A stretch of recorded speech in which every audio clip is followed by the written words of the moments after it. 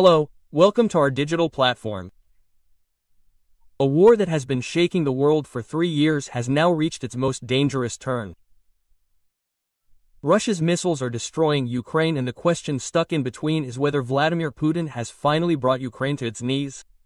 Is Zelensky ready to accept defeat now? And has Donald Trump's move deceived NATO and Ukraine? This is the story of the Russia-Ukraine war, where every explosion, every attack and every political move is taking the world to the brink of the Third World War. The war between Russia and Ukraine has been going on for more than 3 years now. But the course of this war has now completely changed. The Russian army has occupied large parts of Ukraine. Russian tanks, cannons and missiles are spewing fire in areas like Donetsk, Kharkiv, Kherson, Luhansk and Zaporizhia. Especially the city of Pokrovsk in eastern Ukraine, which was called the Fort of Ukraine, has now come under the control of Russia. The Russian army claims that 1,220 Ukrainian soldiers have been killed and injured in just 24 hours.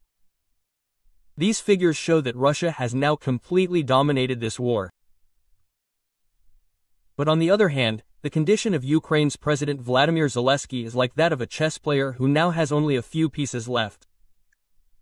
Zelensky is now trying to have a direct conversation with Putin. Efforts for peace talks are gaining momentum in Istanbul. But there is no warmth from Putin's side. Russia's negotiator Vladimir Medinsky has clearly said that a meeting with Putin will take place only when full preparations are made. So what happened that Zelensky became so restless? Let us understand this story in more depth. Ukraine's condition at this time is like a ship that is on the verge of sinking after getting caught in a storm. Zelensky has now understood well that it is no longer in his power to stop Russia's stormy attacks. In July 2025, Russia has made such fierce attacks on Ukraine under the name July Storm that Ukraine has been torn to pieces. Russian army has captured large parts of areas like Donetsk, Kherson, Sumy and Luhansk. Russian missiles and drones have caused heavy destruction in cities like Kharkiv and Kharkiv.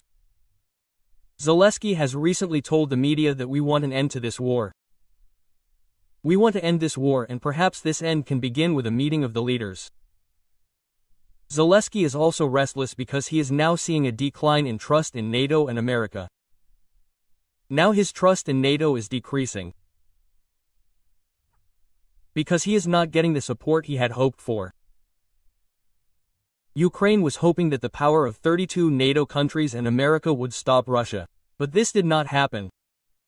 Russia not only defeated Ukraine in the field but also foiled all the strategies of the Western countries.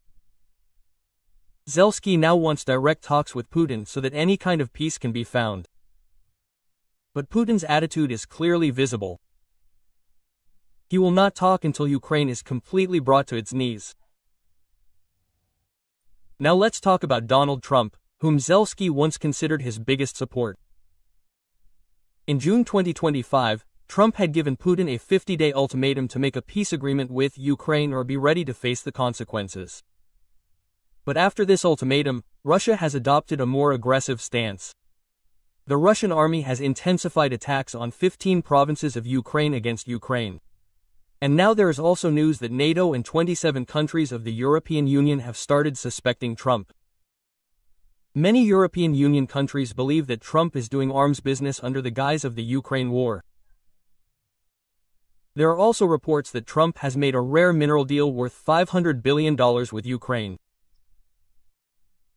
Ukraine now has nothing left to lose, and Zelensky has probably started understanding this trick of Trump.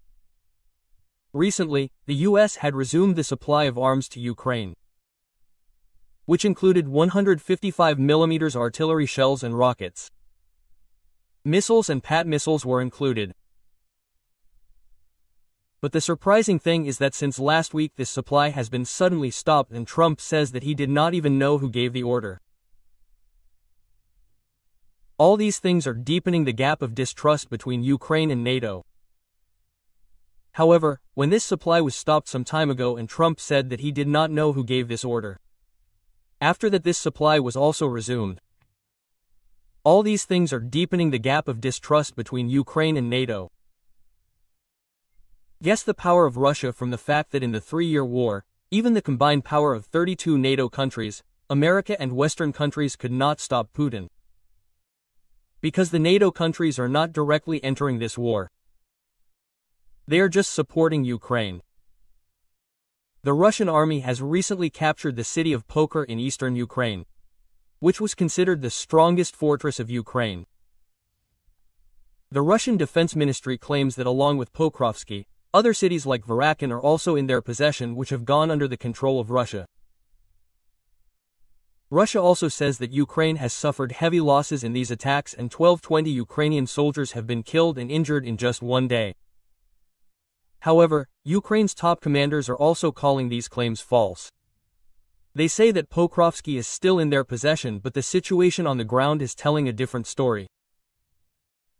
Russia has strengthened its hold not only in eastern Ukraine but also in areas like Luhansk, Kherson and Zaporizhia. Tanks, cannons and missiles of the Russian army are attacking indiscriminately on 221 fronts of Ukraine. Russian attacks in Kharkiv and Kherson have caused huge destruction. Now let's talk about the most dangerous aspect of this war. The threat of nuclear war. Fear of nuclear war. Something has happened in the last 32 hours which has scared the whole world. There are reports that the Ukrainian army has attacked Russia's nuclear bases and military facilities with drones and missiles. Experts believe that Zelensky is deliberately making such moves so that Russia uses nuclear weapons, and if this happens, countries like NATO, America, Britain and France will be forced to jump into a direct war against Russia.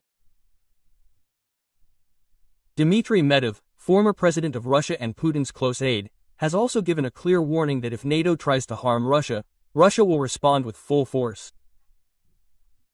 Medvedev has even called NATO nonsense. He says that if the Ukraine war escalates, Western countries may have to face attacks from Russia. This statement has come at a time when Trump gave Putin a 50-day ultimatum. But Putin not only rejected this ultimatum but also intensified the attacks on Ukraine. At this time, the condition of Ukraine is like a city that has been destroyed by repeated bombing. From Kiev to Kharkiv, Russian missiles and drones have destroyed everything. In the last 30 days, Russia's attacks have increased 10 times.